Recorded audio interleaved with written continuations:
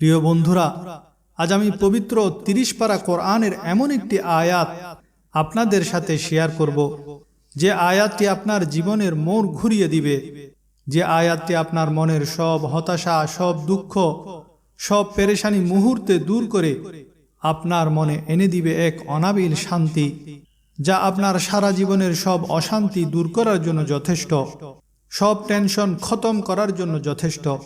আপনি যদি পারিবারিক, ব্যবসায়িক, সামাজিক, আর্থিক যে কোনো পেরেশানিতে থাকেন, আজকের আলোচনাটি আপনার জন্য খুবই উপকারী হবে। তাই আজকের আলোচনাটি না টেনে শেষ পর্যন্ত অত্যন্ত মনোযোগ দিয়ে প্রতিটি লাইন শোনার জন্য অনুরোধ রইল। প্রিয় ভাই ও বন্ধুরা, হযরত আবু হুরায়রা রাদিয়াল্লাহু তাআলা আনহু বয়ান করেন, তিরমিজি শরীফের হাদিস, রাসূলুল্লাহ সাল্লাল্লাহু আলাইহি ওয়াসাল্লাম ইরশাদ করেন, যে ব্যক্তি এটা পছন্দ করেন যে কোনো মুসিবত, দুঃখ ও বিপদে আল্লাহ তাআলা তার দোয়া কবুল করুক, তার উচিত সুসময়ে, সুখের সময়, আরামের সময় আল্লাহ তাআলাকে বেশি বেশি স্মরণ করা, আল্লাহর কাছে বেশি বেশি দোয়া করা। অনেকে অভিযোগ করে দোয়া কবুল হয় না। এর কারণ হিসেবে হাফেজ ইবনে আসাকির রাহমাতুল্লাহ আলাইহি 10টি কারণ লিখেন। সেগুলি হলো, নাম্বার 1, আমরা আল্লাহকে বিশ্বাস করি কিন্তু হুকুম মানি না। নাম্বার 2, আমরা রসুলকে মহব্বত করি কিন্তু রসুলের ইত্তেবা করি না, অনুসরণ করি না। নাম্বার 3, আমরা কোরআন পড়ি কিন্তু আমল করি না। নাম্বার 4, আমরা জান্নাত পছন্দ করি কিন্তু জান্নাতের রাস্তায় চলি না। নাম্বার 5, আমরা জাহান্নাম অপছন্দ করি কিন্তু জাহান্নামের রাস্তায় চলাকে পছন্দ করি। নাম্বার 6, ইবলিশকে আমরা শত্রু মনে করি কিন্তু কাজে কর্মে আমরা তার অনুসরণ করি। নাম্বার 7, আমরা মানুষকে দাফন করি কিন্তু নিজের মৃত্যুর কথা ভুলে যাই। নাম্বার 8, আমরা নিজের ভাইয়ের দোষ তালাশ করি কিন্তু নিজের দোষ ভুলে যাই। নাম্বার 9, আমরা সম্পদ জমা করি কিন্তু হিসাবের দিনের কথা মনে রাখি না। নাম্বার 10, আমরা কবর খনন দেখি এবং কবর খনন করি, তবুও আলিশান দালানও বানাই। হযরত আতা রহমতুল্লাহ আলাইহি লিখেন, যখন আল্লাহ তাআলা ইরশাদ করেন, আমার কাছে দোয়া করো, আমি তোমাদের দোয়া কবুল করব, তখন সাহাবাগণ প্রশ্ন করল, আমরা কখন দোয়া করব?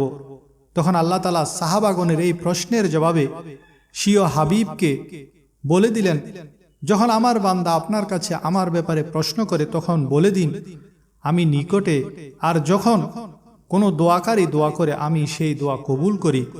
আল্লাহ তাআলা বান্দার দোয়া কবুল করেন বলে কোরআনে ঘোষণা দিয়েছেন, এটা বান্দার জন্য অনেক বড় সুসংবাদ। তবে দোয়া কবুল হওয়ার জন্য কিছু আদব, কিছু শর্ত আল্লাহর নবী বয়ান করেছেন, যা আমাদের জানা থাকা দরকার। যেমন, দোয়া করার আগে আল্লাহর প্রশংসা এবং নবীর উপর দরুদ পড়া। দোয়ার সময় পূর্ণ আশার সাথে দোয়া করা, অর্থাৎ এইভাবে বলবেন, হে আল্লাহ আমাকে রহমত দান করুন, হে আল্লাহ আমাকে বরকত দান করুন, হে আল্লাহ আমাকে রিজিক দান করুন। এভাবে দোয়া করবেন না যে হে আল্লাহ যদি তুমি চাও তাহলে আমাকে রহমত দাও, যদি তুমি চাও তাহলে আমাকে রিজিক দাও। দোয়ার সময় পূর্ণ বিশ্বাস রাখতে হবে যে দোয়া কবুল হবে, কেননা আল্লাহ সেই লোকের দোয়া কবুল করে না যে অলস এবং অমনোযোগিতার সাথে দোয়া করে। দোয়া কবুল হওয়ার সময়গুলোতে দোয়া করতে হবে, যেমন রাতের শেষাংশে এবং ফরজ নামাজের পর। দোয়া কবুল হওয়ার দিনগুলোতে দোয়া করতে হবে, যেমন আরাফার দিন, রমজানের সময় এবং জুমার দিন। দোয়ার সময় কেবলার দিকে মুখ করে দোয়া করা, বেশি গলা ফাটিয়ে দোয়া না করা, আগ্রহ এবং ভয়ের সাথে দোয়া করা, কাকুতি মিনতির সাথে মনোযোগের সাথে দোয়া করা, 3বার করে দোয়া করা, দোয়া কবুল হওয়ার ব্যাপারে তাড়াহুড়া না করা।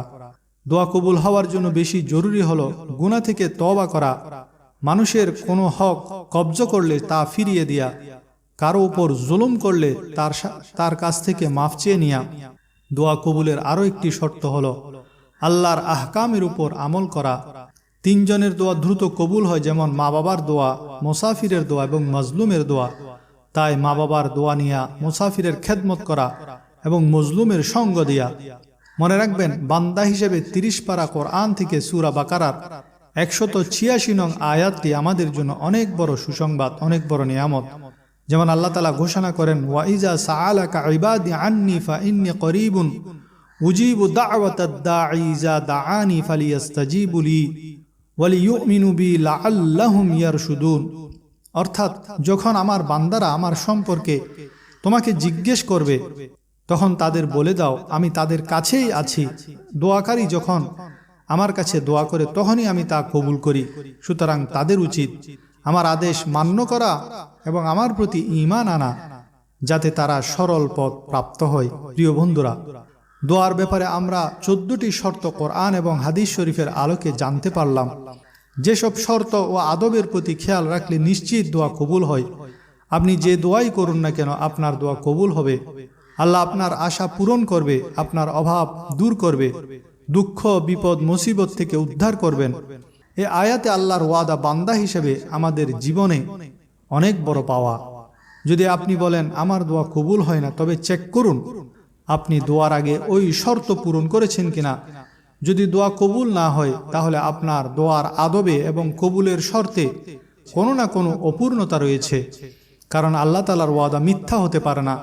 যদি আদব ও শর্ত পূরণপূর্বক আপনি দোয়া করেন তাহলে মুহূর্তের মধ্যে আপনার সব দুঃখ ব্যথা অভাব অনটন বিপদ দূর হয়ে যাবে, সব সমস্যার সমাধান হয়ে যাবে, সব আশা পূরণ হয়ে যাবে। এটা আমার আল্লাহর ওয়াদা।